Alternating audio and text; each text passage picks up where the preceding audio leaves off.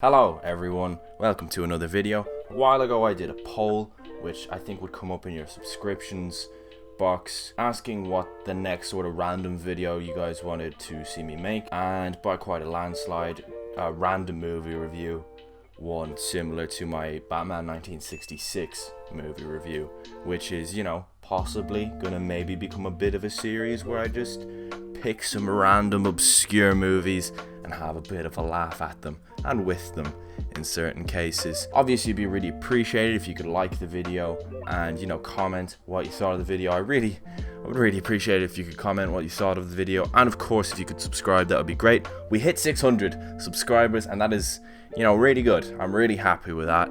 I hit it way sooner than I thought I would, and that is, you know, all thanks to you, so thank you very much. The road to 1k is, you know, it's a little bit shorter now, and that's nice. And obviously I gotta give a huge shout out to OSW Review for introducing me to this absolute masterpiece. Ireland's greatest ever martial arts movie, people.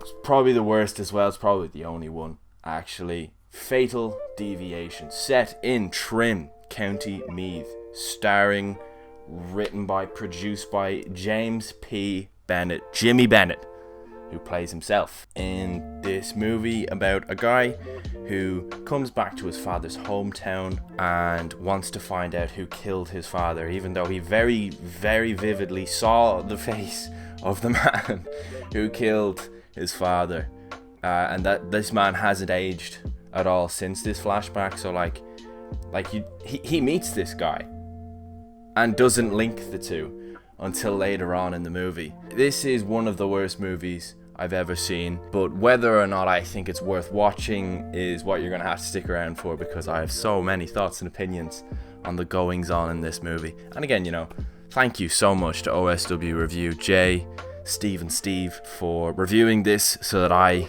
could then discover it and now review it. Yeah, so this movie was supposed to be Jimmy Bennett's, almost like an audition tape for the martial arts movie industry, where he just kind of showed off his skills, his acting chops, his karate chops, just to, you know, get himself out there. He wanted to become the Irish Jean-Claude Van Damme, which is so obvious seeing as in his home, in the movie, he has many framed photos of Jean-Claude Van Damme on his wall in his sitting room, you know, typical sitting room decor. So the movie starts with Jimmy coming back to his hometown of Trim and breaking into his dad's old house, kind of tidying up the place, and he picks up this statue, and it's the first of like fucking 30 flashbacks in black and white to his dad praying at this fireplace. We get it, he was a monk. It's one of the least surprising, I don't know if it was meant to be a twist, but it's one of the least surprising twists ever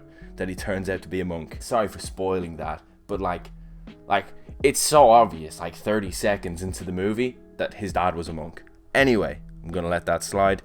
Jimmy kind of reminisces about his father praying, and then we cut to Londis. Yes, Londis, where two fucking 40-year-old men who are acting like 5-year-olds are messing up the place, throwing eggs, and Jimmy just absolutely batters them. They tried to talk to this woman and Jimmy just kicks the shit out of them. He said, "You're very brave harassing young women." Weird way of writing that line. And yeah, he just dick kicks one of the guys and does like the Jean-Claude Van Damme like feint kick, where like his foot stops just here and just holds it for like a comically long take and then walks off. We see some bad guy having a smoke, and then some owl fella points a gun at him and he's like, "Am I paying you to smoke or something?" He's clearly, you know, the main bad guy, and that's it. That's that scene. That's how we meet the main villain of the movie. That's up there with Darth Vader's intro, to be honest. That's iconic. Mr. Lachlan, that is an iconic Darth Vader. Mr. Lachlan's up here. Jimmy then goes back to his dad's old place. He kind of continues tidying. He finds his dad's old martial arts robes, and he gets a flashback to his dad training him when he was a young kid. And then some woman, we just cut to by the way, this movie, we just cut to stuff all the time. Every scene is like 25 seconds. We just constantly cut to stuff. So yeah, just brace for me saying, and then we cut to like 16,000 times in this video. But then we cut to some woman walking down the road, and these lads in a car pull over in front of her, and this lad, one of the lads with a big long ginger ponytail, gets out with flowers, and he's like, these are from Mikey, or Mike, who's played by Mikey Graham, who, as the opening credits let us know, was in the rock group Boyzone. Yes, rock group Boyzone. By the way, disclaimer, Mikey Graham is actually not like a terrible actor. He is by a country mile the best actor in this movie. If this was some sort of gradient, it's not even close.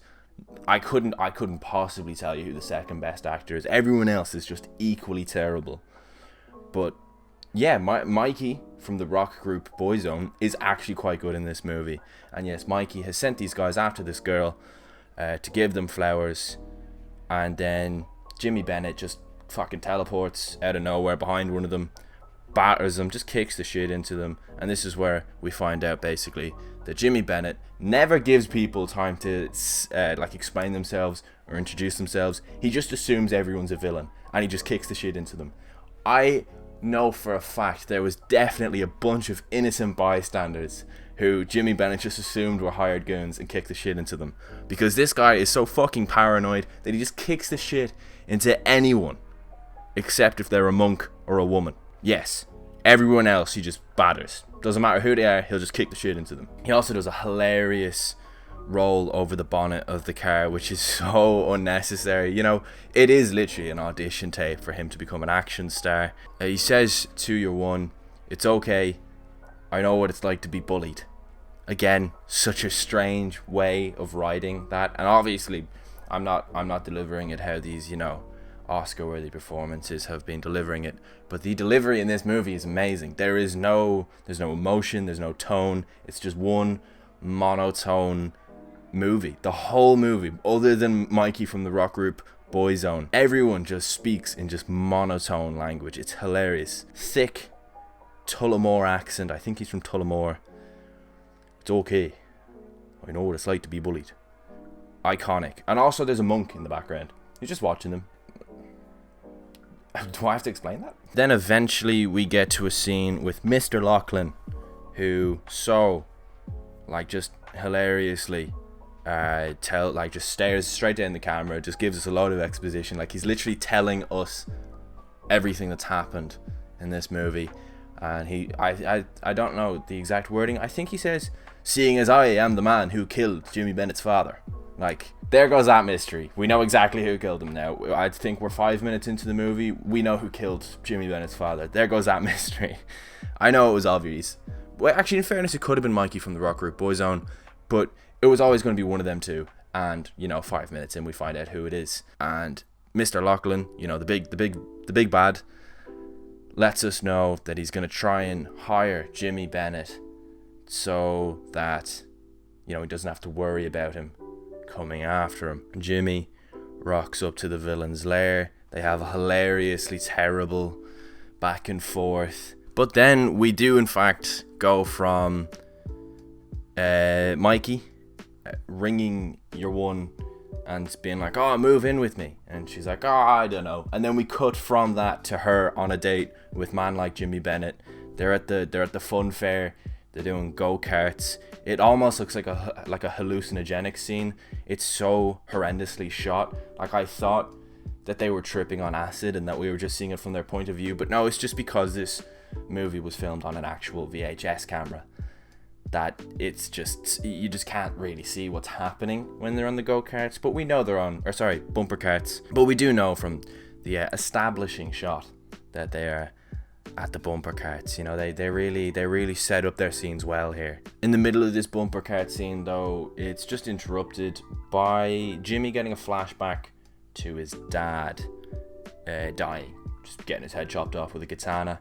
It's a very blunt katana, but apparently it chopped his head off, and Jimmy just lets out this hilarious squeal. I know that's such a terrible thing to say, but the sound effect is so hilariously bad that it actually makes the scene really funny, seeing a boy watch his father have his head chopped off. I know, It's hard to believe that that could be funny, but it's hilarious because of the choice of sound effect. We then get the first of many montages of Jimmy Bennett working out, which kind of looks like interpretive dance. This one, he's on a mountain and it's like a big backdrop, and it looks like he's dancing. Then that monk who was watching them earlier puts up a picture of a scroll, like a printed out picture of a scroll on a lamppost, saying that there's the Bealtana tournament, a huge thing in Trim. You know, it's a real tradition in Trim, this yearly martial arts competition, which is often to the death. There's no rules. People just like smash each other with planks of wood. You know, it's a typical Trim thing. We also then find out that the bad guys use this tournament as a way of like kind of striking fear into the village of Trim. And this year they have a guy in it called Seagull, you know, real intimidating. Seagull's in Hong Kong, but we'll meet him later. And the bad guys are going to try and kill anyone, or I suppose maim anyone who, no, they were trying to kill anyone who is going to be any sort of competition in said competition. So they go after Jimmy Bennett. Obviously, big martial arts head Jimmy Bennett. And now also we get another scene where Michael and your one talk over the phone, which again, just cut to Jimmy and your one on another date. The amount of fucking dates these people go on, with no dialogue, by the way, in this movie is crazy. They go on, like, if I were to hazard a guess, I'd say 9 different dates where we get no dialogue between them. There is dialogue in like 2 of their dates, but there's like 9 where there's no dialogue. We just see them like holding hands or like walking, but they're constantly in different clothes, which obviously suggests that these have been on like many dates in this really short period of time, because Jimmy Bennett has nothing better to do than go on dates with your one and kick people's heads in. He hasn't got a job, he hasn't got any hobbies. Jimmy Bennett, he lives a fun life. Oh, and he trains a lot. There's so many training montages in this movie. There's so many of so many things in this movie. They really thought they had a formula here, with training montage, date, flashback to dead dad, training montage, date, flashback to dead dad, over and over and over again. In one of my favorite scenes in the movie, Jimmy is refused entry into a pub that has 2 doormen in Trim. So what does he do? He just batters them. He just absolutely kicks their heads in so that he can go in and have a pint. In the pub, we see all the bad guys, all the like lower tier bad guys. We see a bunch of monks playing pool or snooker. I think they were playing snooker actually. And Jimmy sits at the bar, and meanwhile we see some lounge boy just drop a pint of Smithwick's on the ginger lad from earlier. For some reason Jimmy Bennett gets up and goes over and he's just like, "Hey you Barbie," and just fucking batters him, just kicks his head in. And then Jimmy just goes on a tear, smashes up about half the people in the pub in just it's so funny. And this scene culminates with just one of the many iconic lines in this movie. So the barman pulls out a shotgun and points it at Jimmy. Jimmy just takes it off him, smashes him in the face with the shotgun, and he just says, "Fuck you and your gun, you prick," just like that, and just storms off. This information gets back to Mr. Lachlan, and Mikey Graham does coke using a Dunn Stores loyalty card to cut it up. And Jimmy Bennett does another training montage. You know, it's typical Fatal Deviation stuff at the moment, and he's starting to kind of listen to this monk a bit more. At first he dismissed this monk that follows him around as just an absolute lunatic. Now he's giving him a bit of time of day. He's listening to what he has to say. One of my favorite things then happens where the monk just shows up whilst Jimmy's working out, and he's like, "Meet me tomorrow." And then he meets him tomorrow, and the monk says, "Meet me tomorrow," again, for no reason. I don't know why they did that. And the way they then set that up is Jimmy, who's just in his clothes in this random forest where he had to meet him, this is in midday. We cut to the next day and Jimmy's waking up. So midday, Jimmy decides, right, I'm just gonna wait here for a whole day. I'm just gonna sleep rough in the woods in Trim in my clothes. And then the monk wakes him up the next day. We then cut to a training montage with a hilariously convoluted like core strength scene where he's like balancing a load of woods. He's balancing a load of wooden logs whilst the monk is just hitting him in the stomach with a stick. Then we cut to Jimmy and your one on another fucking date. This time they're on horseback. And then we cut back to the montage. This montage, it has like this really loud screechy bagpipe music. It's horrible, which we then cut back to another date. You know, it's a tried and tested formula, the Fatal Deviation formula. The bad guys film a hilariously just shit scene where they're arguing and cut to another fucking date. I'm sick of the dates in this movie. I'm sick of them.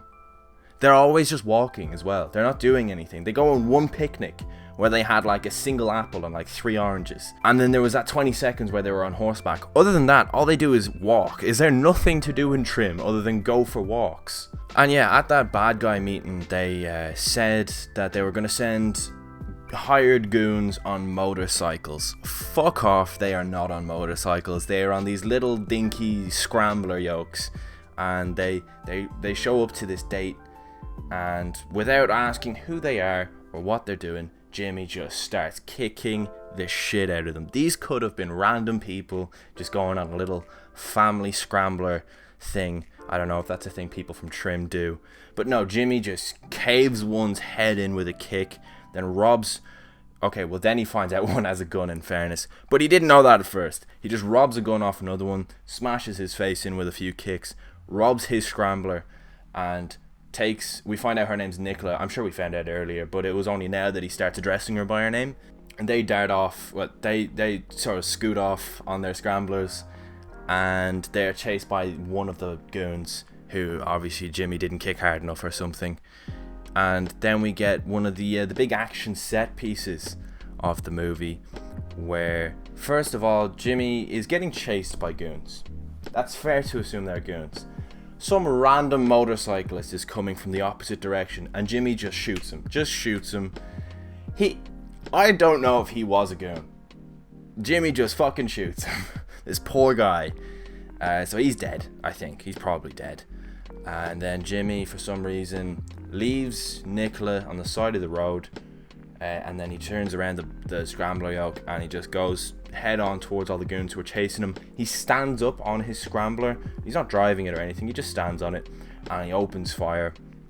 He shoots 2 goons in a car, which crashes.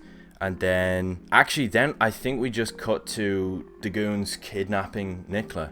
Somehow they got past Jimmy, and Jimmy didn't chase them or anything. Jimmy goes home. So he finds this note when he then gets home, and he goes to the woods where he finds that this monk Shaolin master from Trim has been held hostage by a bunch of scrawny teenagers, and he just absolutely smashes their faces in. And then Jimmy finds out, well, I don't know what they were going for here, but Jimmy then was like, oh, they've taken Nicola. The monk sits him down and takes the note that Jimmy found off of him, which was upside down, and then he turns it around, and it says, loose or else. That is not a difficult shot to do a second take of. Come on. And so there's 2 people in the scene. There's a cameraman who's using the VHS. There's the director. And then there's maybe a guy using a boom mic as well. So there's 5 people in this scene. And not one of these 5 people have noticed that they spelled lose wrong. Not one. And I suppose you could say 6 if you include whoever, I suppose, wrote the note. But that was probably Jimmy Bennett, to be fair. So I'm going to stick with 5. There's 5 people who could have intervened at this point and said, guys, we've spelt the word lose wrong. But no one noticed. And it stayed in the movie. Then we get a really necessary montage where Jimmy goes on a big depressing walk, where it's just super cut with a montage of literally all the things that we've already seen in the movie. We just see them all again. Except there's also now a sex scene with Jimmy Bennett and your one Nicola, and it's... And the monk tells Jimmy that in order to get Nicola back, he has to win the karate tournament, the Bialtana tournament, to, really stick it to the man, and then, he'll get her back, and that the monk's like, oh, don't worry, we've got Nicola covered. Spoiler alert, the monk does nothing. The monk does not rescue Nicola. The monk does nothing to even try and help rescue Nicola. The monk is the most forgettable character in this movie, actually. I don't know why he's in this. He serves no purpose. We don't actually see him at the tournament until the very end, which I'll get to in a second. That could have easily been, that scene would have just been replaced by him having a flashback of his dad saying fatal deviation to him, instead of this random ass monk who knows how to teleport. That would have been way better. I don't know why this monk is in this movie. Maybe he financed it or something, or maybe, I don't know, maybe he's the set designer. I don't know why this monk is in this movie. Whenever Nicola is taken hostage, we get the iconic line where Mikey sees her and he said, "You made me look bad." And that's not good. Oh, the writing in this movie. We get 2 more scenes before the Bialysna tournament. One is where Jimmy trains with the monk and they light these sticks on fire and he has to avoid them. And then we get the introduction of Siegel, who in this proper rickety plane lands in Trim Airport, which definitely doesn't exist, but it's some random airstrip in Trim. And now it is time for the Bialysna tournament. There are no rules in the Bialysna tournament.